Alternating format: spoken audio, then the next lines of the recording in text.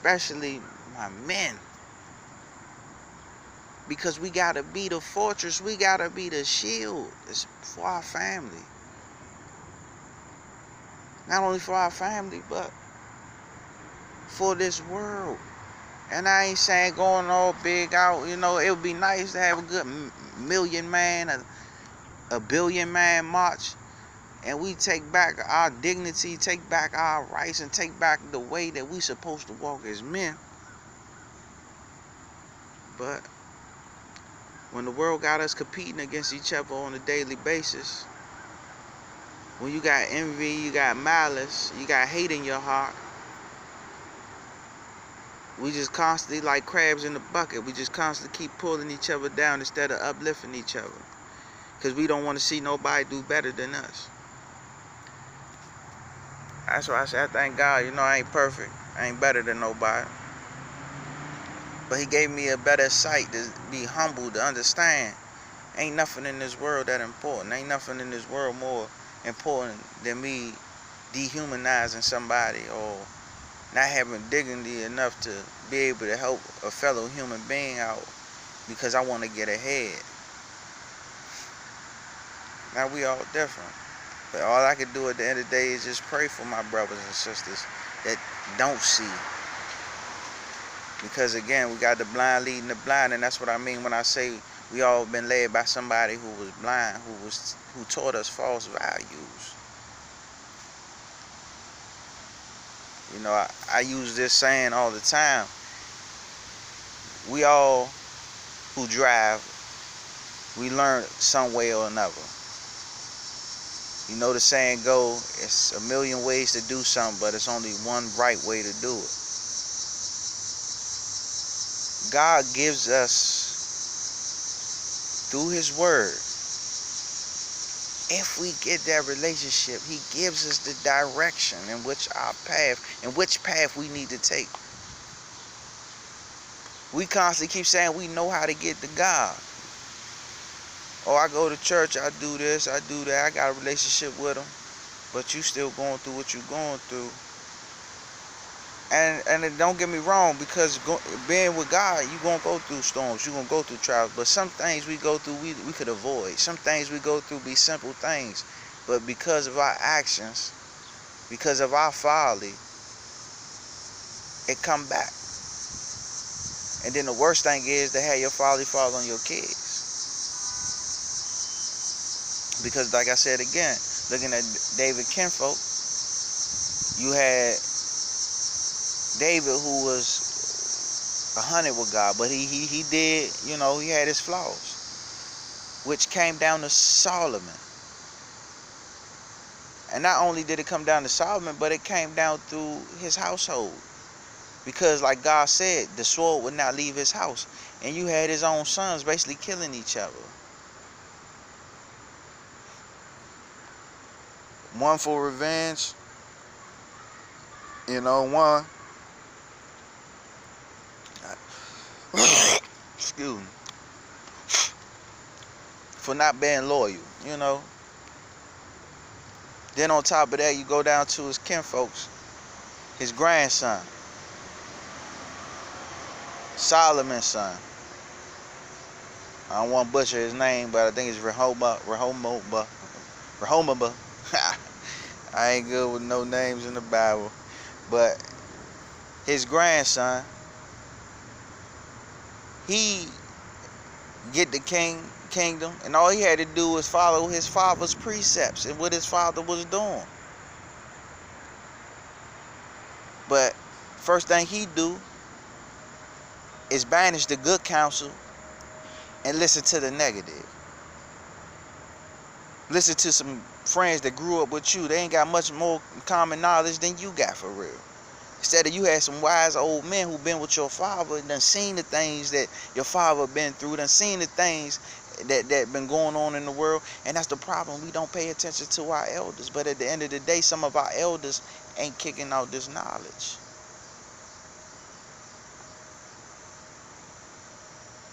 But you have the elders who was there and gave them good advice, sound advice. But He listened to his friends, and you know, they more like, man, we ain't listening to these old geezers. We gonna do it our way. It's just like the youth of the day. And I'm not gonna fake. Like I said, growing up, I was the same way. And most of us probably was. We didn't want to listen. We wanted to do things our way. And doing things our way, look what it does. It destroys. It's chaotic. It brings unnecessary problems and worries. And we don't think about the effect of what we do and how it affects the ones around us. We just thinking about us. You got so many brothers out here hustling in the streets, and they say, oh, I got kids to feed. I got mouths to feed.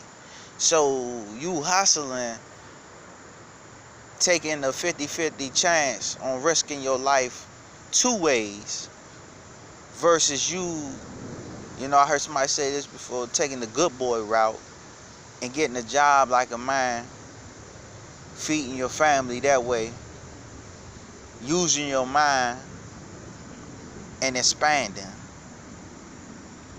You take what the system gives us, basically to corrupt us. We building up all this money for them. So while they watching us build up this money, when they ready to run down, it's two ways they can get us out of here. They can send somebody to murk us. And I'm speaking real here. They can send somebody to kill us. Or they can just put us behind that bar for the rest of our natural born life if they feel like it. Because again, this system wasn't made for us. And the system is under the same system, which is the enemy. The prince of the palladies, the prince of the airways. He targeted a group of people. Most of us say we the black Israelites or we the Israels, you know, because we go. I'm not going to go that far because I'm not quite sure. You know, I still need to do research on that. You know, I could be a Gentile for all I know, and I'm just getting grafted in. We could all be chosen people. We don't know because, again, we don't do that research. Not all, but majority of us, we don't. We rather take the word and sound advice of another individual, another human being, and say that, oh, okay, that's right. That sound logic. But just because it sounds logic don't make it right. I got a little tangible, like I was saying, you know, same way, you know, somebody teach you how to drive a car. Over the time, you might was taught to drive with two hands. Over the time you get comfortable, now you drive with one hand. You get comfortable, now you lay back driving with your feet. Now, to each his own, if it worked for you. But the secure way and the right way would be to use both hands, just to be cautious. But what we say, that ain't cool. I gotta be cool. We gotta be cool in everything we do. Because if it ain't cool, then we ain't hip. That's the new world wave. That's just how it is. We rather be hip and cool than right and smart.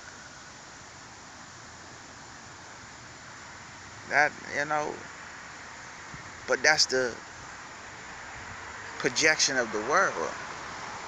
As I go back to what the media promotes.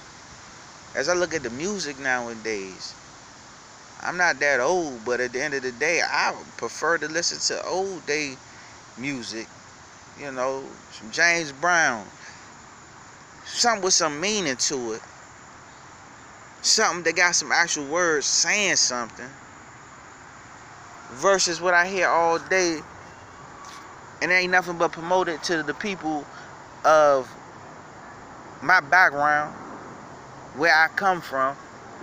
So now they just sitting there listening to it, eating it up, allowing it to feed their spirit, and as it feeds their spirit, it's altering their mind, it's altering their perception, it's altering their thinking.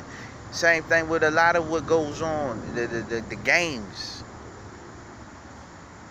I remember this was maybe back in 2007, I might be off, but somebody who was trying to do, basically live like Grand Theft Auto. But as I look at it, we do that every day now. People just steady killing each other. People attacking the police. Police attacking people. The media shows us where the world gonna go and how it's changing, how the shifts are being made, and we don't even pay attention to it. Next, we're gonna be purging. Next, the only thing you're gonna be able to do to cleanse the earth, what man gonna think is, we're gonna have to purge. But I'm just taking my time here, trying to do what is told to me to do and be obedient and give the word. Man, it don't take nothing but a minute. We can uplift each other, or we can bring each other down. And I talk majority of the men because we supposed to be the strong counterpart. We supposed to be the, well, who was that Atlas? Because we got the world on our shoulders. But we can carry the world better together than everybody trying to be Scarface and knocking everybody off the world and saying the world is mine. Because that weight started to get heavy. I don't care who you are. Don't matter how much money you got, how you living, the world gets heavy. So I'd rather be rich in spirit, poor in flesh. Because one, rich in flesh brings a lot of problems. Too many I need. But if God see fit to give me that, then I'll be thankful. You know, I'll be grateful. But as long as I can be able to make some kind of ends meet and provide for my family and do what is needed, and at the end of the day, still focus on the King, still focus on my Creator, because that's what life is. I focus on Him. He talks to me. He gives me direction. That's what the Holy Spirit is. It's our God. So like I said, I don't get on here trying to convert nobody. I don't get on here bashing nobody, because yeah, I know what the word said, you know, and a lot of people might say Christians bash gay folks or the LGBT community. It's not that I don't feel like we bashing. We're just telling you something that is detrimental to your way of living, something that you need, you know, the word. He said men gonna be with men, and that was an abomination. Now, I don't know what y'all word of or meaning of abomination, but that's usually something that you don't want to be related to, you know. Same word he used, desolation. You know, you think about desolation as something that's been wiped out, that no longer has inhabitants. Nobody's there. Some of us are desolated in ourselves because we're no more consciously there in our body. We done left it. And believe it or not, it done been taken over by somebody else. And it ain't that spirit. It ain't God's spirit. That's why when we sit up here and react, and when we do what we do, one, it's because all the things that we feed our spirit and feed our body spiritually. Physically counts too, but you know, spiritually is more so, because once you start manifesting in the spirit and realizing what you need to feed your body, which is the word will start to gradually change your mindset and your heart to have you change the way you eat in the physical. Like I said before, everything has to manifest in the spirit so it can manifest in the flesh. But if you're not sowing good things into your spirit, the things that's going to come out of you is not going to be good. Like I said, the world can laugh, hate. I'm thankful, man. Honestly, I'm thankful, because years back, would I see me here? No. I mean, people who don't know me probably could. And God had to put me through a situation that had to really humble me. Or else I'd have been doing a lot of things that was evil in the sight of God. I mean, I did. But thankful that we have a merciful and a just God who's willing to throw away your sins into the sea of forgetfulness, and who's willing to look past the things that you do. And that's why I don't understand why people down talk God and Jesus, because it's nothing wrong with them. They teaching you how to be righteous people, how we supposed to carry ourselves in this world, in this blessing in which he gave us. But we see it daily. Wake up in the morning and figure out how we can destroy it even more, or what way and what manner can we live to make our life even harder for ourselves. He says, if you live a certain way according to my word, I will bless you. But if you live a certain way that's not according to the word, then I cannot bless your mess and you won't have curse. But the devil is so conniving. He's been here for a long time. He knows how to make a mess look good. He knows how to make that hustler life look so appalling and appealing. He know how to make being a womanizer, you know, and I had to learn this, because I always thought a womanizer was somebody who more so disrespected and beat it on a woman, but it's somebody who manipulated. So, you know, I'm learning. So I say that because I was that person at one point. Now it's like I'm at a point that I'm so humble, I don't even look. I love females. I thank God for creating our counterpart. But some females can be a little vindictive and vicious. You know, not all. Some actually have a head on their shoulder. And just like they look at it like it's hard, it's brothers out here hard to find that has a good attitude sometimes on the other flip side. And that's why we settle for what we can find. We settle for the first thing that come at hand instead of taking it to God and letting him lead us to the one. But we so ready to see what the world got to offer. We so ready to be a part of the world and do what the world doing. So now we want boyfriends and girlfriends. And now we want to have sex before marriage. We want to be able to say, I did that. And it always come back down to it, like he's telling me. It always come back down to self. We got to get out of self. Until we get out of self, one, we can't be no good for nobody else. And it's always easy to love the people who love you. The hard thing in life, the grit part of life of being a man, is being able to, and I know, and I'm only speaking from experience, to take it on the chin sometimes, which most of us can't because our pride is way bigger than us. Somebody say something wrong to us, we ready to pop off. You say what? You did what? What? That's our attitude towards everything. But I'm about to wrap it up. But like I said, we have to change our perspectives. And that's where God come in, because he can only renew our mind and he can only change our heart. We can't do it ourselves. Most of us been here for years and we've been the same person day in and day out and ain't even worried about change. Some of us made changes and went back.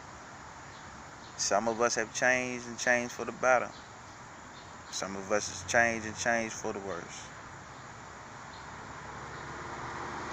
Read the word. It has valuable information.